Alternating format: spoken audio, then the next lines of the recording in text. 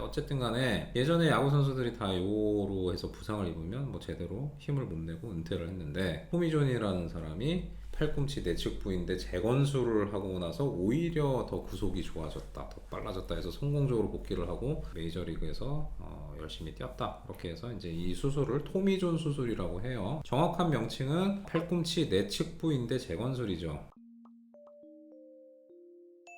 안녕하세요 여러분, 수술 읽어주는 남자 수익남 닥터 콩깍지 조재호 원장입니다. 오늘은 팔꿈치를 주제로 돌아왔어요. 토미존, 여러분 혹시 들어보신 적 있어요? 토미존이라는 미국 메이저리거 선수가 있었대. 이 선수가 팔꿈치 이렇게 해서 싹 던지면 여기가 스트레스를 받죠. 최대한 이제 코킹을 해서 레이트 릴리즈해서, 야구 선수는 아니지만 그런 식으로 해서 던져야 이제 구속이 확 빨라지는데, 그럴 때 가장 스트레스 많이 받는 데가 이 내측 부인대예요. 내측 부인대를 혹사를 하다 보면 이게 끊어질 수도 있죠. 다쳐서 끊어질 수도 있고, 아니면 반복적으로 힘을 주면서 서서히 뭐 파열로 진행이 되기도 하고. 근데 어쨌든 간에 예전에 야구 선수들이 다 요로 해서 부상을 입으면 뭐 제대로 힘을 못 내고 은퇴를 했는데, 토미존이라는 사람이 팔꿈치 내측 부인대 재건수를 하고 나서 오히려 더 구속이 좋아졌다, 더 빨라졌다 해서 성공적으로 복귀를 하고 메이저리그에서 열심히 뛰었다. 이렇게 해서 이제 이 수술을 토미존 수술이라고 해요. 정확한 명칭은 팔꿈치 내측 부인대 재건술이죠. 내측 부인대를 봉합하는 게 아니고, 봉합이 불가능하니까 새로 만든다, 재건술. 팔꿈치 내측 부인대 재건술이 일명 토미존 수술이에요. 예전에는 이제 선수들 주로 했는데 요새는 일반인들도 좀 하는 경우가 있어요. 일반인들도 사회인 야구 많이 하시잖아요. 그 다음에 뭐 재수없게 길 가다 미끄러져서 팔을 딱 짚었는데 팔이 이렇게 틀어지면서 뭐 탈구가 되는 경우도 있고, 팔꿈치 인대가 찢어지는 경우도 있고. 근데 그게 이제 좀 만성이 되다 보면 인대 봉합이 불가능하고 계속 팔꿈치가 불안정성이 생긴다. 그러면 이제 인대 재건술을 하죠. 그래서 오늘은 운동 선수에서 시행한 토미존 수술에 대해서 얘기를 좀 해볼게요. 이 선수는 18살짜리 유도 선수예요. 유도 선수들 팔꿈치 부상이 꽤 있어요. 왜냐면 이게 업어치기 같은 거 할 때 잡아 당겨서 이렇게 상대를 맺혀야 되는데, 맺히려고 하는데 상대가 버텨. 그럼 어떻게 되겠어요? 팔이 거꾸로 돌아가요. 그런 경우가 좀 있어서 운동 선수들 중에 특히나 이제 격투기 내지는 관절기 하는 그런 선수들이 팔꿈치 부상이 좀 꽤 있어요. 그래서 팔꿈치가 빠지기도 하고 내측 부인대만 끊어지기도 하고. 그래서 처음 다칠 때는 심하지 않으면 비수술로 가는 거죠. 뭐 주사 치료하고 보조기 뭐 하고 재활하고 하면 좋아지는 경우가 꽤 있고, 완전히 좀 심하게 끊어졌어. 그럴 때는 봉합을 할 수도 있어요. 내측 부인대도 봉합이 가능한데, 워낙 깊은 데 있고 그다음에 내측 부인대 되게 좀 작아요. 그걸 좀 잘 찾는 게 관건이긴 하지만, 어쨌든 간에 봉합해 놓으면 결과가 그래도 꽤 괜찮아요. 그래서 봉합을 하기도 하고. 근데 너무 자주 다치거나 내지는 크게 다쳤는데 봉합을 못하고 시간이 지나가면서 늘어나 붙어 있는 경우, 요럴 때가 이제 봉합은 못하고 이제 재건을 해야 되는 경우죠. 인대 자체가 너무 흐물흐물해도 봉합할 수가 없을 거고, 인대 자체가 이미 늘어나 있는데 이거 뭐 봉합해봤자 늘어난 채로 뭐 힘을 잘 못 받으니까, 그럴 때 인대를 새로 만들어야죠. 그래서 오늘은 18살짜리 남자 유도 선수인데, 이 친구 너무 헤비급이야. 150kg. 너무 이렇게 팔도 두껍고 이제 수술하기도 되게 좀 힘들었는데, 어쨌든 간에 그 케이스로 좀 얘기를 해볼게요.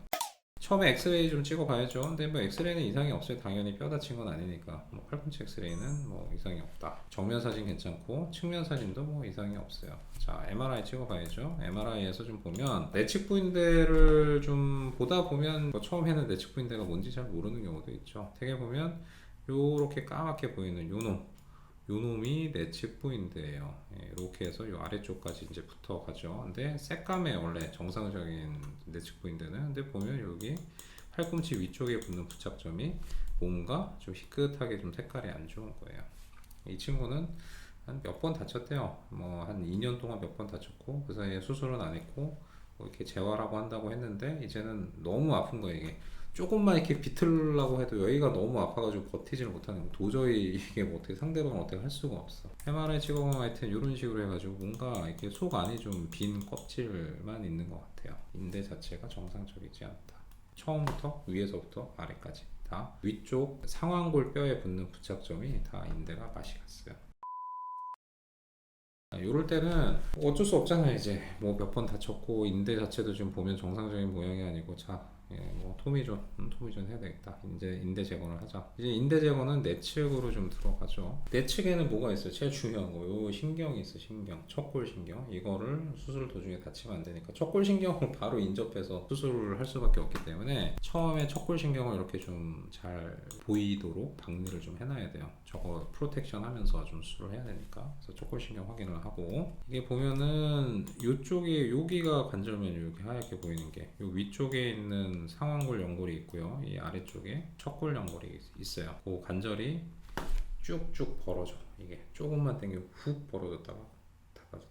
이게 내측에 잡아준 인대가 좀 없으니까 그런 거 다 확인을 하고, 이제 아래쪽 뼈에다가 이제 구멍을 뚫어야 돼. 지금 보면 이렇게 하고, 요 아래쪽에 이제 구멍이 좀 뚫려 있는데, 여기로 이제 인대가, 새로운 인대가 끼워질 차례예요. 원래 내측부 인대는 이렇게 붙어요. 이런 식으로. 그래서 이런 식으로 좀 붙는데, 인대 자체를 원래만큼은 어떻게 얇고 이렇게 넓게 할 수가 없으니까 얇은 인대 가닥을 이렇게 돌려서 두 가닥으로 해서 좀 만드는 그런 방법이에요. 그래서 요거를 뭐 수술 방법이 여러 가지 있어요. 뭐 인대 한 가닥을 이렇게 심기도 하고, 두 가닥을 이렇게 돌려서 이런 식으로 심기도 하고. 근데 아무래도 한 가닥보다는 두 가닥이 조금 더 두껍고 힘을 좀 잘 받을 수가 있기 때문에 저는 한 가닥은 안 하고요. 일단 두 가닥을 돌려서 수술하는 방법을 좀 주로 사용을 하죠. 뼈에다 구멍을 뚫고, 이 보면은 그 구멍에다가 인대를 이렇게 좀 끼워 넣은 거를 좀 볼 수가 있어요. 이 두 가닥짜리를 위쪽 뼈에다 갖다가 이제 심는 거죠. 위쪽 뼈에다가 지금 심어 놓고 얘를 잡아 좀 당기면 관절이 지금 보면 인대가 이렇게 좀 두 가닥이 이런 식으로 좀 가는 거 볼 수가 있거든요. 그래서 저걸 잡아 당겨 보면 아까 벌어졌던 관절이 딱 접혀져서 닿아서 안 벌어지는 걸 알 수가 있어요. 그래서 수술하고 나면 이제 아래쪽 인대가 들어간 흔적이 이렇게 좀 보이고요. 위쪽 인대 들어간 흔적이 이런 식으로 좀 돼 있어요. 이런 식으로 해서 이쪽에도 있고 이런 쪽에도 이렇게 있고. 지금 인대는 어떤 식으로 좀 들어가 있냐? 인대 자체는 지금 여기 이렇게 좀 돼 있는 거예요. 이런 식으로. 수술하고 나서 찍은 MRI 사진 보면 까맣게 보이는 게 이게 새로 만들어 놓은 인대거든요. 이게 이렇게 좀 아래쪽으로 이런 식으로 좀 뼈 속으로 이렇게 들어가는 걸 좀 볼 수가 있죠. 옆 사진에서도 보면 인대가 이 상완골이 있는데 이렇게 안쪽으로 위에서 아래쪽으로 이렇게 내려가는 걸 좀 볼 수가 있어요.